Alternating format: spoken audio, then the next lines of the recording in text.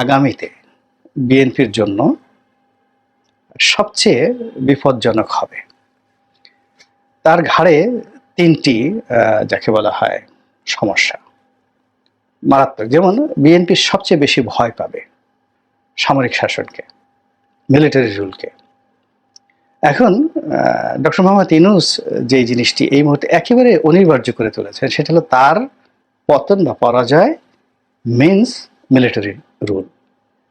এবং military rule যদি আসে সামরিক শাসন, সরাসরি সামরিক শাসন আসে, সবচেয়ে বেশি ক্ষতিগ্রস্ত হবে বিএনপি এবং সবচেয়ে বেশি ভয় পাবে বিএনপি। কি কারণে?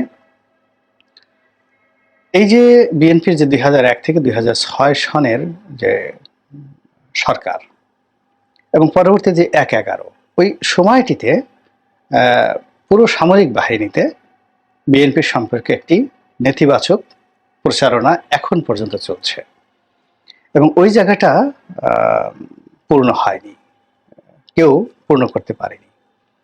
দ্বিতীয়ত হলো এখন এই মুহূর্তে সামরিক বাহিনীর মধ্যে খুবই একটা নেতিবাচক যাকে বলে ধারণা তৈরি হয়েছে যে বিএনপি যদি ক্ষমতায় আসে তাহলে কিছু কিছু সাবেক সামরিক কর্মকর্তা যাদের বিরুদ্ধে সুস্পষ্ট কতগুলো অভিযোগ আছে জঙ্গিবাদ সম্পর্কে, টেরোরিজম, জঙ্গিবাদ, তারপরে ফান্ডামেন্টালিজম থেকে শুরু করে আরও অনেক অনিয়ম, তো এরকম কিছু সাবেক সামরিক কর্মকর্তা যারা চাকরিচ্যুত হয়েছেন, অনেক আয়নাঘরে গিয়েছেন, তারা এবং তাদের সঙ্গে পুলিশের কিছু সাবেক কর্মকর্তা যারা আওয়ামী লীগের আমলে চাকরিচ্যুত হয়েছেন, তো এদের একটা প্যাক্ট তৈরি হয়ে গেছে এবং এই প্যাক্টের সাথে আবার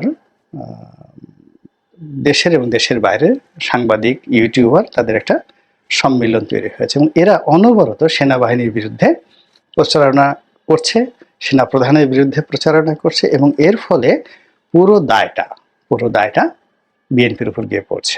পুরো বিক্ষোভটা সেনাবাহিনী যদি যাকে বলা হয় এখানে ভবিষ্যতে ক্ষমতা আসে তাহলে জেনারেল আসলাম বেগের সঙ্গে বা জেনারেল বাজওয়ার সঙ্গে ইমরান খানের যে রসায়ন হয়েছিল ঠিক একই অবস্থা বিএনপির সঙ্গে এবং জনাব তারেক রহমানের সঙ্গে সেনাবাহিনীর হবে, যেটা মোকাবেলা করা বিএনপির পক্ষে একেবারেই অসম্ভব একটা বিষয়। এবং সেটি পাকিস্তান ইমরান খান যেভাবে পারছেন, বিকজ ওখানে এখনো জুডিশিয়ারিটা আছে এবং বাংলাদেশে যদি এরকম একটা ট্র্যাপের মধ্যে এসে বিএনপি পড়ে যায়, মানে আওয়ামী লীগের সাথে বিএনপির বিপর্যয় আরো বহুগুণ বেড়ে যাবে। তো এই যে ভয়ঙ্কর একটা অবস্থা, এই অবস্থাটা ডক্টর মোহাম্মদ ইউনূস এবং তার যারা সহযোগীকারী তারা কিন্তু আলটিমেটলি তৈরি করে ফেলেছেন, আতঙ্ক তৈরি করে ফেলেছেন বিএনপির মধ্যে যে ইফ উই ফেল দেন তোমাদের জন্য সামরিক শাসন অনিবার্য। এবং যদি সামরিক শাসন আসে একদম 100% সেটা নির্বাচন হোক যা হোক, এই নির্বাচনটা হবে 1991-এর মতো এবং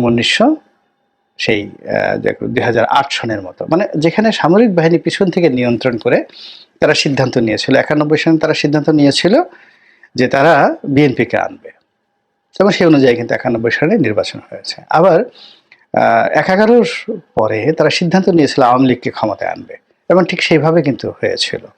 তো বাংলাদেশে এই যে যাবৎকালে যে কটা নির্বাচন হয়েছে সেই নির্বাচনের মধ্যে মূলত 1996 সনের যে নির্বাচনটা সার্বিক অর্থে আপনি বলতে পারেন যে এটা একটা সত্যিকার অর্থে ইনক্লুসিভ নির্বাচন হয়েছিল।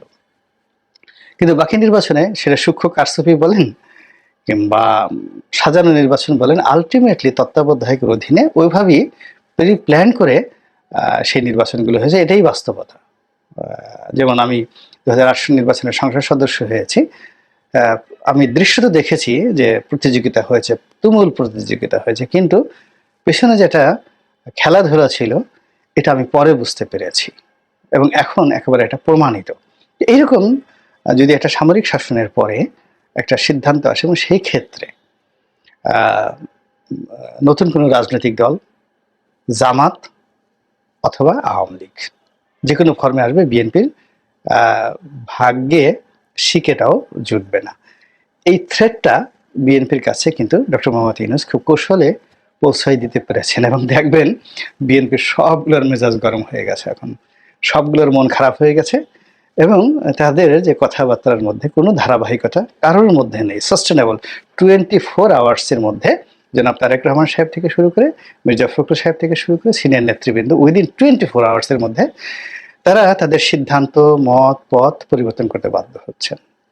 তারা একবার চীনপন্থী হওয়ার চেষ্টা করছেন, চীনে একটা গ্রুপ যাচ্ছে, আবার ভারতে একটা গ্রুপ যাচ্ছে, আবার সেই ভারতে সেই যাকে বলা হয় অমিত শাহের সামনে বিএনপি নেতারা কিভাবে কাছুমাছু করে দাঁড়িয়ে আছে, এই ছবি আবার সোশ্যাল মাধ্যমে প্রচারিত হয়ে যাচ্ছে। আপনি বুঝতে পারছেন যে জিনিসগুলো কিভাবে হচ্ছে।